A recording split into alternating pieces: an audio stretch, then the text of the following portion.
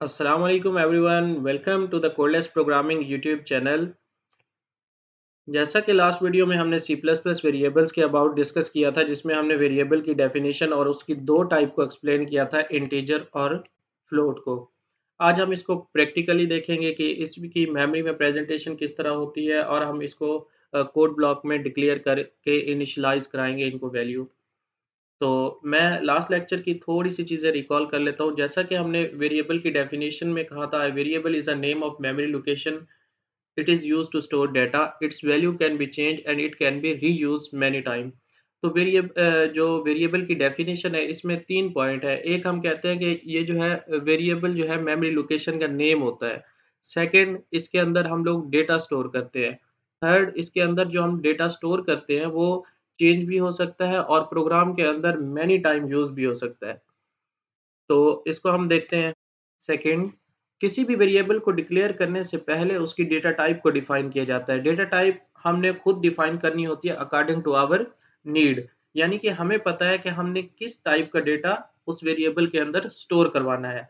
तो वेरिएबल के अंदर डेटा स्टोर करवाने के लिए डिफरेंट डेटा टाइप यूज़ होती हैं, जिनमें से अभी हमने 2 को डिस्कस किया था, इंट और फ्लोट को। तो इंटीजर डेटा टाइप ऐसी डेटा टाइप है जिसके अंदर आप परफेक्ट नंबर यानी कि परफेक्ट नंबर स्टोर करवा सकते हैं, जैसा कि 80। अब 80 के आगे अगर आपने पॉइंट के अंदर 0.79 या जैसा कि 80.79, अगर ये हमने स्टोर करवाना है तो इसके लिए हम डेटा टाइप यूज़ करेंगे फ्लोट। अगर हम इंट के अंदर ही इसे स्टोर करवाना चाहेंगे 80.79 को, तो वो सिर्फ़ 80 को जो है स्टोर करेगा और पॉइंट के आगे जो वैल्यू है वो उसको इग्नोर करेगा। तो यहाँ पे हम लोगों ने खुद फैसला करना होता है कि हमने किस डेटा टाइप को यूज़ करना है अकॉर्डिंग टू आवर नीड।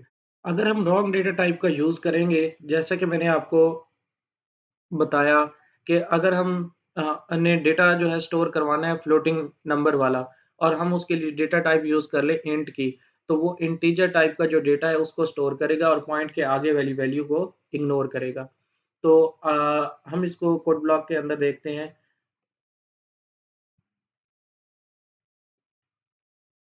सबसे पहले इंट डेटा टाइप आ गई, उसके बाद वेरिएबल नेम जैसा कि मार्क्स, ये आ गया। अब अगर हम यहाँ तक भी देखें तो ये हमने एक वेरिएबल डिक्लेयर कर लिया है। अब डिक्लेयर करने का मतलब ये है कि हमने इसे कोई भी वैल्यू इनिशियलाइज़ नहीं करवाई। जैसा कि हमने डेफिनिशन में कहा था कि variable is a name of memory location. तो यहाँ तक हमने ये किया कि मेमोरी लोकेशन जो है हमने डिफाइन कर दी। लेकिन उसके अंदर हमने अभी तक जो सेकंड बात हमने की थी कि it is used to store data, तो इसके अंदर अभी तक हमने कोई डेटा स्टोर नहीं करवाया।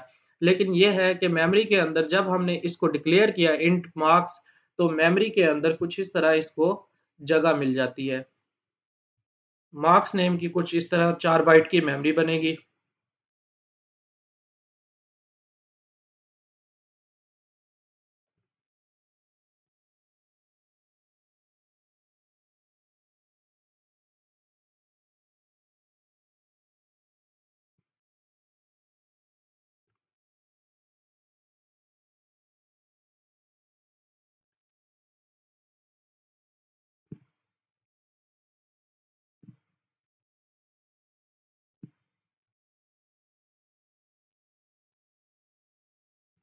और कंप्यूटर अपनी लैंग्वेज के अंदर कोई ना कोई इसको एड्रेस डिफाइन कर देगा। हमारा काम ये है, हम लोग यहाँ पे फ़ोकस करेंगे मार्क्स, यानी कि जैसे ही हमने वेरिएबल को डिक्लेयर किया इंट मार्क्स, तो उसने मेमोरी के अंदर इसकी जगह बना दी कि इंटीजर टाइप की, क्योंकि वो हमने उसकी डेटा टाइप डिफाइन की है इंटीजर, तो उसने 4 बाइट मेमोरी जो है मार्क्स को एलोकेट कर दी।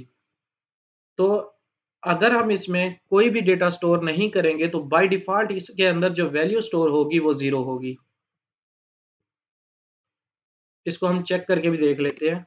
तो इसको प्रिंट करवाने का तरीका ये है कि सी आउट डबल कोट्स के अंदर, जैसा कि हमने कहा था, जो चीज़ हम लिखेंगे वैसी की वैसी एज़ इट इज़ स्क्रीन पे प्रिंट होगी। योर मार्क्स इज़ इक्वल,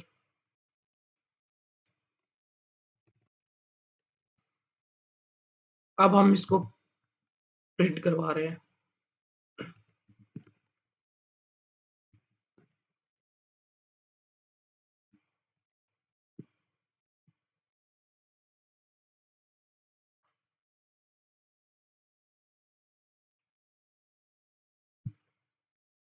जैसा कि हमने देखा बाय डिफ़ॉल्ट वैल्यू इसके अंदर क्या स्टोर है, your marks is equal to 0। तो इसके अंदर बाय डिफ़ॉल्ट वैल्यू क्या स्टोर है, 0 है। अब ये जो प्रोसीजर है इसको हम लोग कहते हैं वेरिएबल डिक्लेरेशन। यहाँ तक हमने सिर्फ़ वेरिएबल को डिक्लेयर किया है। अब हम चाहें तो इसको यहाँ नीचे आके इनिशियलाइज़ करते हैं कोई ना कोई वैल्यू मार्क्स। अब इनिशियलाइज़िंग के लिए ये इक्वल का साइन यूज़ होता है कि मार्क्स इक्वल। अब हम इसको जो भी मार्क्स देंगे वो इसके अंदर क्या हो जाएँगे, स्टोर हो जाएँगे। अब जब हम इसको प्रिंट करेंगे तो मार्क्स के अंदर 70 होगा। जैसा कि यहाँ पे अब 70 स्टोर होगा।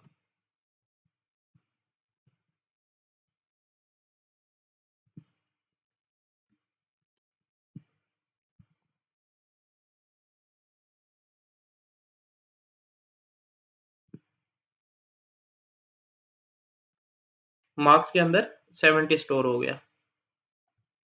अब वेरिएबल की जो डेफिनिशन हमने देखी थी उसमें था कि variable is a name of memory location, वो हमने पहले देख लिया। उसके बाद सेकंड चीज़ थी कि it is used to store data. अब उसमें क्या हमने स्टोर किया है, डेटा 70। मार्क्स मार्क्स हमने कितने स्टोर किए हैं, 70। अब जो थर्ड चीज़ थी कि वो डेटा आपका चेंज भी हो सकता है, तो यहाँ से हम उस डेटे को चेंज कर सकते हैं। 70 जगह 80 करते हैं।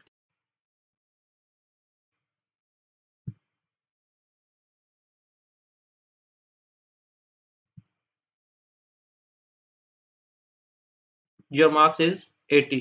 वहाँ पे डेटा चेंज हो गया। अब एक मेथड तो ये है कि पहले हम वेरिएबल को डिक्लेयर करें, उसके बाद उसको इनिशियलाइज़ करें। जैसे हमने किया कि पहले हमने वेरिएबल को डिक्लेयर किया, उसके बाद हमने उसको इनिशियलाइज़ किया।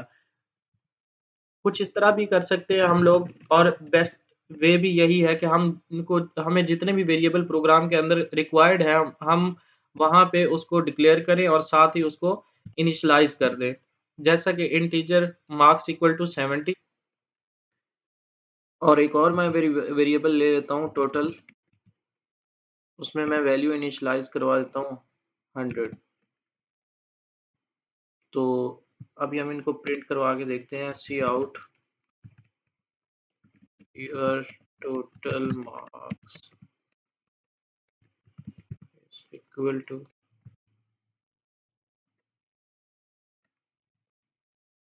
अब क्योंकि हमने टोटल को यहाँ पे डिस्प्ले करवाना है, तो हम यहाँ पे उस टोटल जो वेरिएबल का नेम है वो यहाँ पे एज इट इज़ लिख देंगे। कंट्रोल एस करते हैं, इन रन करते हैं इसको।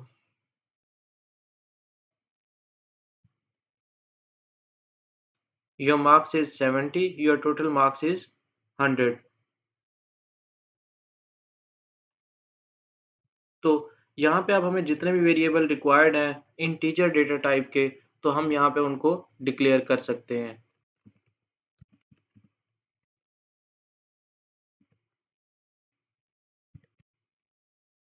कुछ इस तरह से। अब एक और बात हमने की थी कि अगर हम इंटीजर वेरिएबल के अंदर पॉइंटिंग नंबर को डिस्प्ले करवाना चाहेंगे, तो वो जो पॉइंट के आगे वाली वैल्यू होगी वो इसको इग्नोर करेगा। यानी कि जैसे कि अब मैंने एक और वेरिएबल लिया इंग्लिश नेम का, जिसके अंदर मैंने 80 जो है ना स्टोर करवाया डेटा। अगर इसमें मैं 80 पॉइंट के साथ 4, 5, 6 इसको भी स्टोर करवाना चाहूँ, तो ये जस्ट 80 को स्टोर करेगा और इसके आगे वाली वैल्यू को, पॉइंटिंग वैल्यू को इग्नोर करेगा। तो इसको देखते हैं अभी। तो इसको भी डिस्प्ले करवाने के लिए हमें सी आउट जस्ट हम इंग्लिश लिख लेते हैं और एज इट इज़ वही वेरिएबल का नेम यहाँ पे रिटर्न कर देंगे। पहले बिल्ड करते हैं।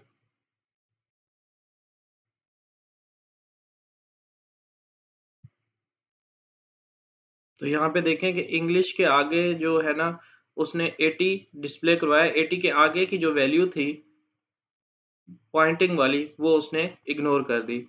तो इस तरह अगर हमने फ्लोटिंग पॉइंट नंबर को स्टोर करवाना है तो उसके लिए हमें जो वेरिएबल डेटा टाइप रिक्वायर्ड होगी वो फ्लोट रिक्वायर्ड होगी।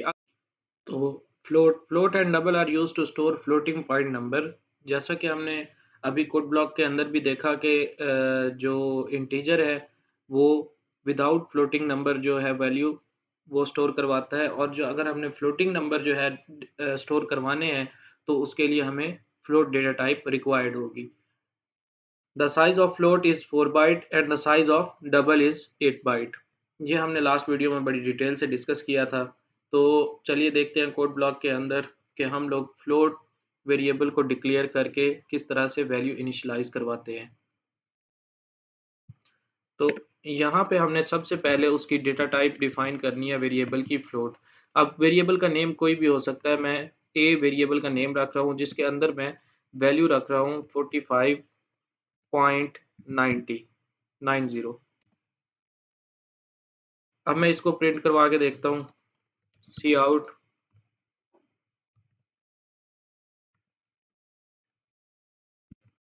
माई फ्लोटिंग नंबर।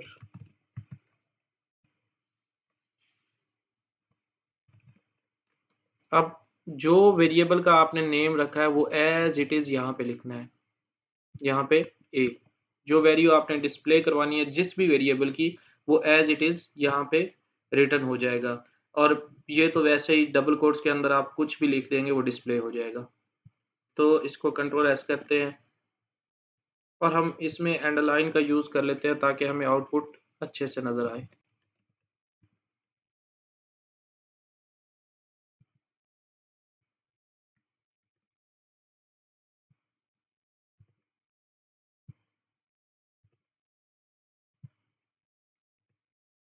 Control S.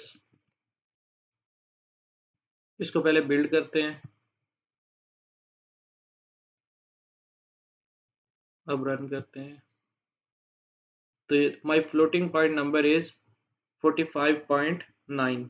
तो ज़ीरो को ये इग्नोर करेगा। यहाँ पे अगर आप कोई और वैल्यू देंगे तो वो उसको डिस्प्ले करवा देगा। तो बाकी value as it is your marks is equal to 70, ये जो इंटीजर वैल्यू थी वो इंटीजर में शो हो रही है। तो यहाँ पे इसको चेंज करके देखते हैं।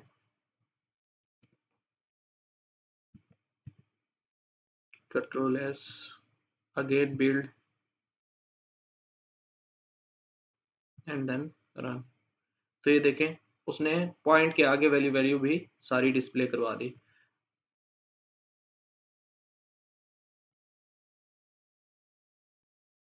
सेम इस तरह अगर आपको जितने भी फ्लोटिंग पॉइंट वाले वेरिएबल रिक्वायर्ड है, यानी कि डेटा टाइप जिनकी फ्लोट हो, जितने भी वेरिएबल आपको रिक्वायर्ड है यहाँ पे आप डिक्लेयर करके उनको इनिशियलाइज करवा सकते हैं।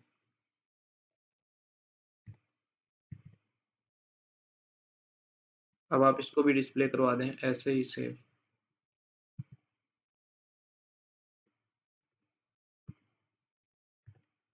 यहाँ पे जस्ट वेरिएबल का नेम चेंज कर दें जो आपने डिस्प्ले करवाना है बी। बिल्ड करें and then run. My floating point number is 45.998 और 34.88।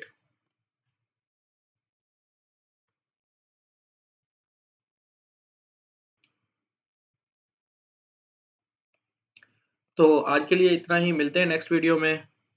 अल्लाह हाफिज़।